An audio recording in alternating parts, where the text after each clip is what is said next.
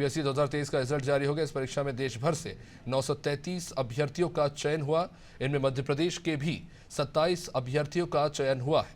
खास बात यह रही कि यूपीएससी राजधानी भोपाल के 11 अभ्यर्थियों का चयन हुआ है। भोपाल के क्षितिज शर्मा ने 384वीं रैंक हासिल की।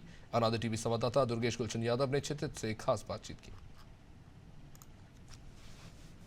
हम लोगों के लिए, पूरे परिवार के लिए बहुत खुशी की बात है। ये तो हम लोगों का सपना पूरा हुआ है, एक जो देखा हुआ था, और बाकी उसकी बहुत मेहनत रही, बड़ों का आशीर्वाद रहा, तो घर में, परिवार में, सब जगह बहुत खुशी का माहौल है। सहयोग तो यही कि जब देखते थे वो इतनी मेहनत कर रहा है तो हम लोग पूरी कोशिश करते थे कि वो पूरी तरह से कंफर्टेबल रहे, हम लोगों की तरफ से कोई उसे दिक्कत ना हो, कोई बाहर ही आके डिस्टर्ब ना करे, क्योंकि घर से तैयारी करने का एक माइनस पॉइंट ये भी होता है, क्योंकि घर में तो आने जाने वाले लोग रहते ही हैं। हमारी तो बड़ी फैमिली है, काफी रिश्तेदार भी हैं, तो कोई ना कोई आता रहता था, तो कोशिश करते थे कि उस तक कोई ना पहुंचे, वो कंफर्टेबल फील करे। संघ लोक सेवा आयोग का आज परिणाम आया है और परिणाम जो मध्य प्रदेश के नजरिए से रहे वो चौंकाने वाले रहे, क्योंकि मध्य प्रदेश के कई विद्यार्थियों का उसमें सिलेक्शन हुआ है। राजधानी भोपाल के क्षितिज शर्मा जी हमारे साथ हैं, 384 रैंक हासिल करके सफलता पाई है। हमारे साथ खुद क्षितिज हैं, उनसे बात करते हैं। पहले तो क्षितिज जी आपको बहुत बधाई। जी धन्यवाद। किस तरीके से देखते हैं अपनी इस सफलता को और कितना प्रयास करना पड़ा इस सफलता को हासिल करने में? जी, थोड़ा एक रिलीफ का माहौल तो है ही कि क्योंकि करीब 2-2.5 साल से मैं तैयारी कर रहा था और फाइनली उसका रिजल्ट आज सामने आया है, तो काफी एक्साइटमेंट है। फैमिली में भी सब लोग काफी खुश हैं। आई थिंक मेरी खुशी से ज्यादा मुझे उनको खुश देख के खुशी हो रही है। और यही है कि मतलब फाइनली काफी डाउट रहता है प्रिपरेशन की जर्नी में, तो काफी अच्छा लग रहा है कि वो एक चैप्टर तो क्लोज हुआ प्रिपरेशन का।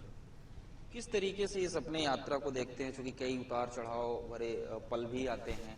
घर वालों का किस प्रकार से सहयोग रहा, दोस्तों का, रिश्तेदारों का, किस प्रकार से मनोवैज्ञानिक रूप से एक आपने जीत हासिल? जी, आपका कहना बिल्कुल सही है। डाउट तो मन में आते रहते हैं, और क्योंकि मैं एक अच्छी खासी नौकरी छोड़ के तैयारी मैंने चालू की थी, तो एक डाउट ये भी आता था कि मैंने नौकरी क्यों छोड़ी, क्या छोड़ के सही निर्णय लिया है, इस साइकिल में आ भी गया हूं तो अब कितने साल तक यहाँ पे रहूंगा। पर मेरा सबसे बड़ा सपोर्ट सिस्टम मेरे पेरेंट्स ही थे इस साइकिल में, क्योंकि मैंने घर से रह के तैयारी करी, कोई फुल टाइम कोचिंग भी मैंने ज्वाइन नहीं की, तो अकेले ही तैयारी करता था। कोई बड़ा प्रिपरेशन का, मेरा एस्पिरेंट्स का कोई बड़ा सर्कल नहीं था, तो सपोर्ट सिस्टम मेनली मेरे पेरेंट्स और मेरे भाई ही रहे हैं मेरे लिए। कौन सी नौकरी थी और क्यों छोड़नी पड़ी? अब जब यहाँ सफलता हाथ लगी है तो इतने में संतुष्ट रहेंगे या फिर आगे भी कुछ अभी सोच? जी, मैंने अपनी ग्रेजुएशन लॉ में की है और मैं तकरीबन 2.5 साल बॉम्बे में एक कॉर्पोरेट लॉ फर्म में एज अ लॉयर काम कर रहा था। और छोड़ने का कारण यही रहा कि मन में कई सवाल आने लगे। कोरोना काल में लोग काफी अपने जीवन पर विचार करने लगे कि लाइफ में आपको क्या चाहिए, उस पर विचार करते ही थे लोग। मेरे भी मन में आया कि मुझे एक नौकरी से क्या चाहिए। एक जो सेटिस्फैक्शन मुझे लगता है कि एक सिविल सर्विस में है, वो शायद ही किसी और नौकरी में हो, और मुझे कुछ एक हायर पर्पस चाहिए था अपने जॉब से, तो आई थिंक उसने मुझे काफी मोटिवेट किया।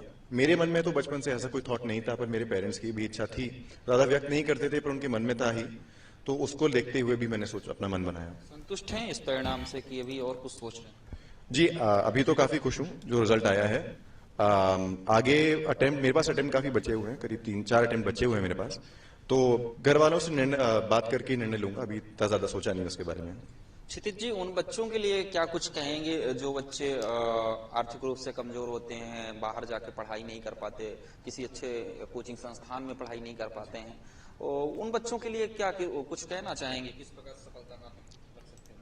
जी, मैं यही कहना चाहता हूं कि ऐसा बिल्कुल भी नहीं है कि आपको क्लासरूम प्रोग्राम कहीं करना ही है, आपको लाखों खर्च करके कोचिंग ज्वाइन करनी ही है। अगर आपने अपना ऑप्शनल में कॉलेज में मेहनत करी है, वो आपको बहुत काम आएगा। और आजकल तो ऑनलाइन ही इतनी रिसोर्स अवेलेबल है, फ्री में अवेलेबल है, यूट्यूब पे अवेलेबल है। स्कॉलरशिप्स आजकल कोचिंग इतनी दे रही हैं कि अगर आप मेहनत करें तो आप उनके सहारे से भी ये एग्जाम निकाल सकते हैं। मैंने भी कहीं कोई फुल टाइम कोचिंग नहीं की, मैंने कोई क्लासेस नहीं जाता था तैयारी के लिए। ये थे हमारे साथ क्षितिज शर्मा, जिन्होंने अपनी सफलता के राज बताया और बताया भी किस प्रकार से यदि व्यक्ति ठान ले तो बगैर किसी कोचिंग संस्थान में अध्ययन किए बगैर ही खुद सेल्फ स्टडी करके सफलता पाई जा सकती है। उसके साथ ही क्षितिज ने ये भी बताया कि किस प्रकार से इस पूरे दौर में जिस प्रकार से घर वालों का और सहयोगी का सहयोग रहा, वो कहीं ना कहीं काबिल तारीफ रहा। कैमरामैन अरविंद शर्मा के साथ दुर्गेश गुलशन यादव, अनादि टीवी।